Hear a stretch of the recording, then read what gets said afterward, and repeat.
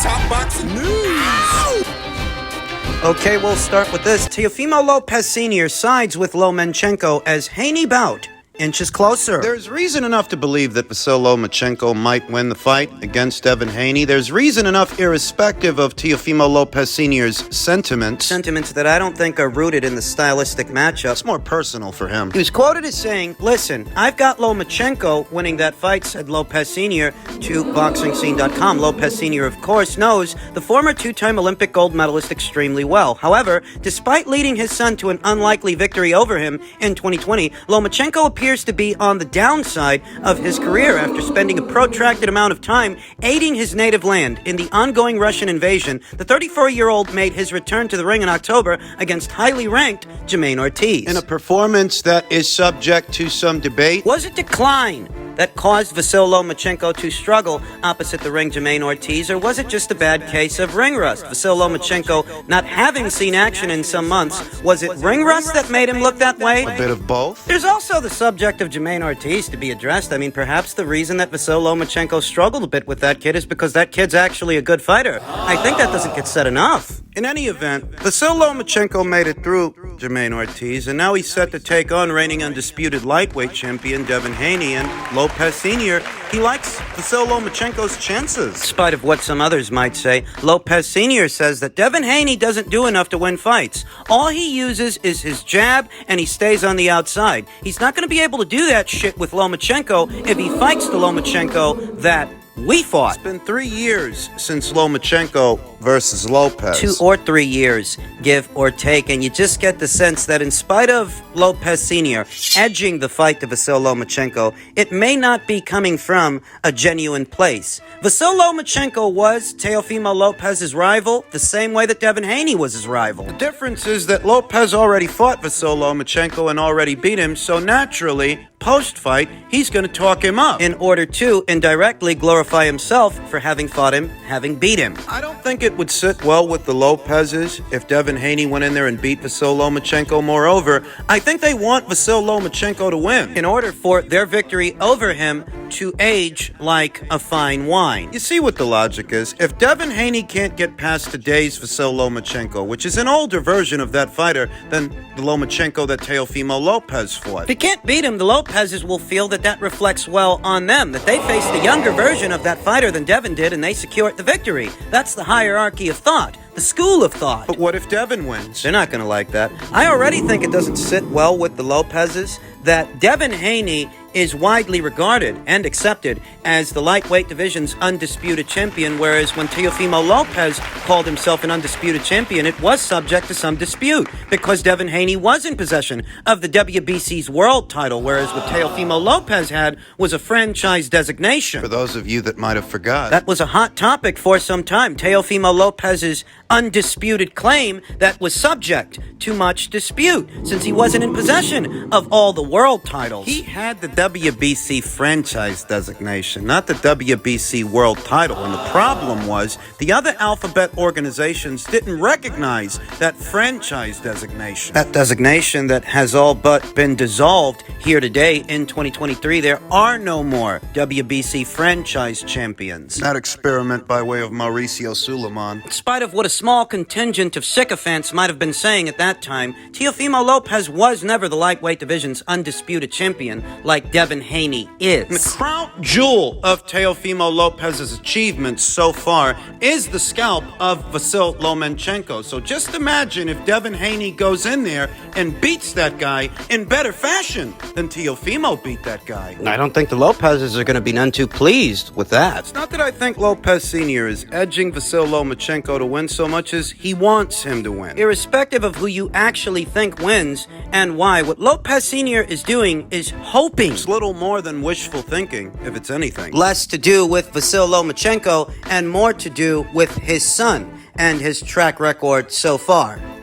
In men's junior middleweight news, story that broke earlier today, Tszyu is set to face Tony Harrison, former WBC junior middleweight champion Tony Harrison, for the WBO interim title on March 12th. The career of Tszyu cracks on with or without Jermell Charlo. Tszyu will fight Tony Harrison for the WBO junior middleweight interim title on March 12th in Australia. It was announced on Sunday. The site and city were not disclosed, but the fight will take place on that Sunday afternoon in Australia and be televised in prime time in the United States on a Saturday night. Based on Tszyu's agreement with the PBC, I can only deduce that the U.S. broadcaster for the fight will be Showtime. Both Tszyu and Tony Harrison are PBC fighters, even if the fight is happening abroad. All the same, here in America, the rights to their fights, They're both PBC guys. so the fight itself may be aired on Showtime. Important tidbits, where Mike Kopinger's initial report suggests that the bout is going to be for the WBO interim title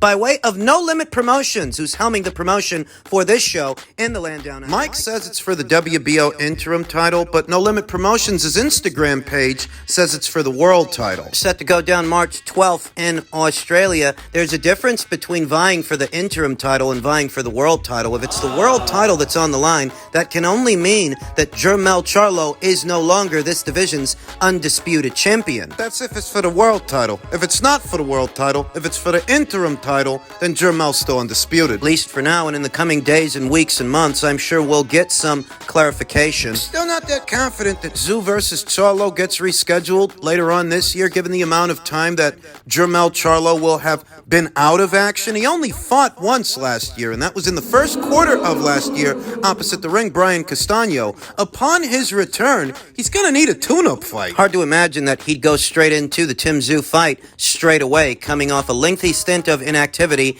and an injury. I mean, that's what led us here. This fight with Tony Harrison is a byproduct of Jermell Charlo suffering an injury in camp and being unable to compete. Rendered unable. Tszyu, an Australian and son of Hall of Fame boxer Kostya Tszyu, was set to challenge Jermell Charlo for the undisputed championship at 154 pounds on Saturday before the American fighter withdrew because of a broken left hand. Now, Tszyu will take on his toughest test yet, and if he emerges victorious, will face Charlo later this year for all 4 junior middleweight titles once he is medically cleared. If Charlo isn't able to defend his WBO title in the time period set forth by a Puerto Rico-based organization, he will be stripped, and the interim champion will be elevated to full champion. Tszyu, 28 years old, made his U.S. debut in March of last year with a unanimous decision victory over Terrell Gausha. Yeah, that was last year, and let's hope that this year turns out to be a more productive year for Tim, because up until he jumped into bed with the PBC, he was keeping a regular schedule of activity.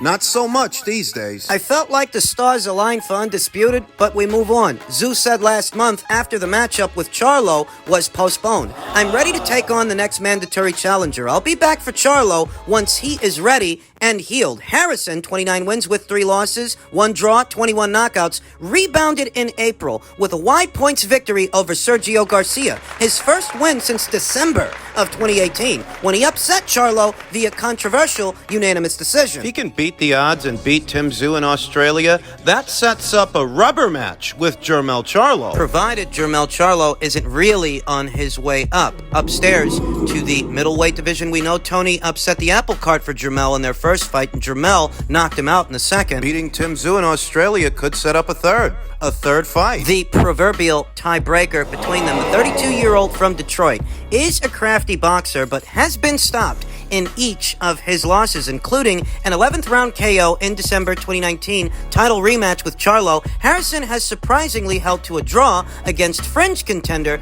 Brian Perella in April of 2021 and is rated number 1 at 154 pounds, 1 spot behind Tszyu. If Harrison can pull off the upset, he'll earn another crack at Charlo. A few passing thoughts? I like Tszyu's odds opposite the ring, Tony Harrison, a lot more than I liked his odds opposite the ring, Jermell Charlo. I was convinced that if that fight came into fruition, Jermell was going to stop Tim. I didn't think Tim was ready for Jermell then. I don't think he's ready for him now, but I do think he's ready for Tony Harrison. It's not as durable. Tony Harrison, the seasoned veteran, the former champion, the pure boxer, the stick and move outside jabber whose best punches are his straight punches. Having already been stopped by both Willie Nelson and Jarrett Hurd and Jermell Charlo. There is a vulnerability to Tony Harrison to where one defensive lapse in judgment could cost him everything. Many months ago, they talked about doing this fight, but the story then was that Tony Harrison didn't want to have to go to Australia. Many months later, he will indeed have to fly to the land down under to get into position to challenge for an Alphabet title. More recently, as soon as news broke of Jermell That guy. being injured, hurting his hand, and withdrawing from the fight, Tony Harrison did step up. He said he'd be willing to stand in for Jermell to take on Tim. I guess he meant business. This fight between Tim and Tony is a much bigger fight in Australia than it would be in the United States. Believe it or not, Tszyu has the kind of marquee value in his native Australia that Tony Harrison doesn't have here in America. Thus, it's only right that the fight take place where it can get more of a crowd reaction, crowd participation. And I like Tim's chances. I like his chances against Tony Harrison. In Australia, they'll likely bill this as a pay-per-view. Tszyu country. Stylistically, in order for Tszyu to maintain his unbeaten, unblemished record, he's got to be more pressure fighter than boxer opposite the ring, Tony Harrison. More pressure fighter than boxer puncher, as Tszyu's base style is a hybrid style that lives in between the boxer puncher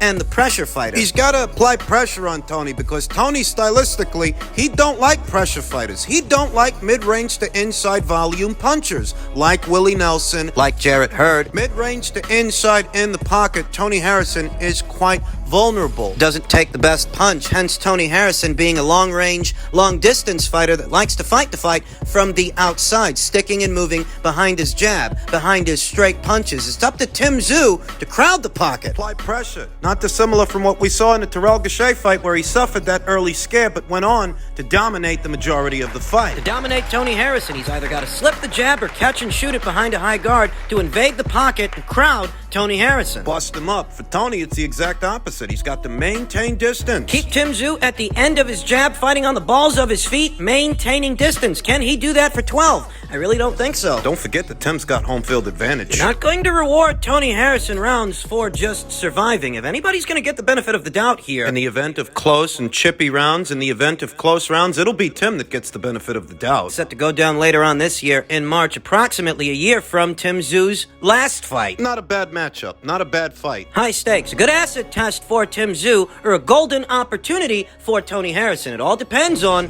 what the outcome is. Who wins the fight?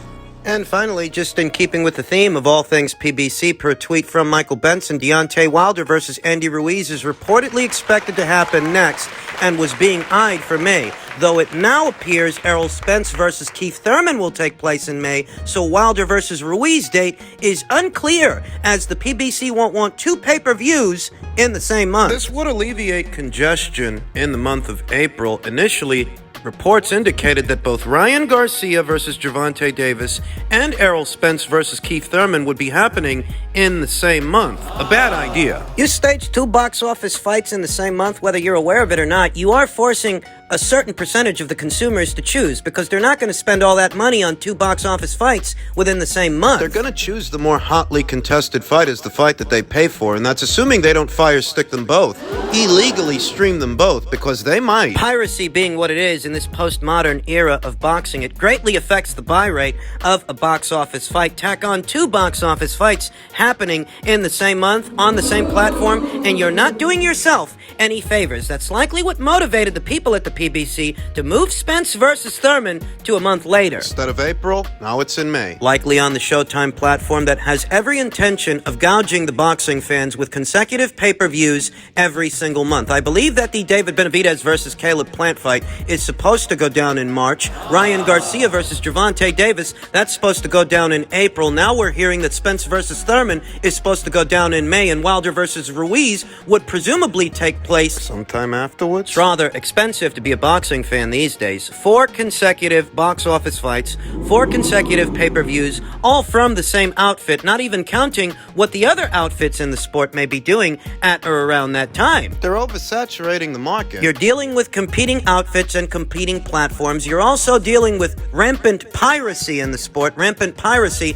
that greatly affects the buy rate of a box office fight, and you're dealing with oversaturation. They're oversaturating the market with all these pay-per-views. 4 4 separate box office fights from just one platform, just one outfit in the sport, not counting the others. Spence versus Thurman as a box office fight is a lukewarm fight approximately 5 to 6 years too late. Over-marinated, overcooked. The idea that today's Keith Thurman is an elite welterweight in the sport is a joke. It's pure comedy that anyone could maintain the necessary sharpness and ability on the schedule that he's been on. Don't say welterweight. This is a junior middleweight contest. These guys ain't fighting for no title at all. That's the story until further notice. And you can expect a lot of... You can expect Errol Spence Jr.'s cult fans, his cult of followers, to blame Terrence Crawford for all of this when you know what? This fight happening 5 months into this year? You're pushing it back to the month of May. Why don't you just skip this and go straight into the Crawford fight? Doesn't Errol Spence Jr. like to say that he doesn't do tune-ups? What the fuck do you think Keith Thurman is? Skip him and shoot for Crawford. Don't hold your breath. There is the subject of the heavyweight contest, the battle of former heavyweight champions Deontay Wilder and Andy Ruiz,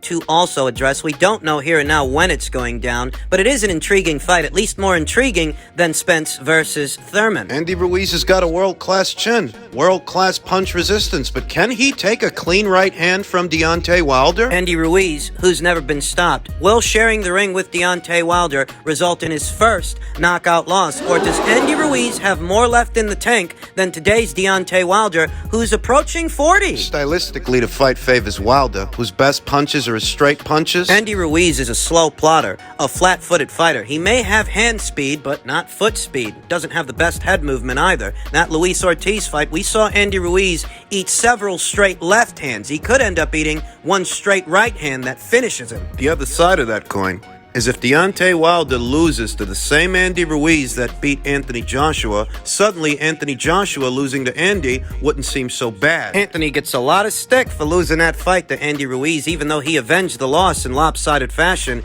in their rematch. Better still, if Andy Ruiz can upset the apple cart for Deontay, well, that changes things, doesn't it? Could set up a rubber match between Andy and Anthony. I wouldn't rule that out, but he's got to win first. He's got to win the fight, and in order to win the fight, he's got to make it past the jab. Slip it, bob it, roll it, weave it, do what you gotta do to get mid-range to inside on Deontay Wilder where he's defenseless. Force him onto his back foot. That's what worked for Tyson Fury. That's what might work for Andy Ruiz, but lest we forget, Andy Ruiz ain't got the physical dimensions of a Tyson Fury, the agility, the athleticism. Your Simon's still the same. He's got to slip the jab and mind the right hand. Fight on a swivel as he closes the distance. Can he do it? There's only one way to find out. Very soon we might. We'll keep you posted.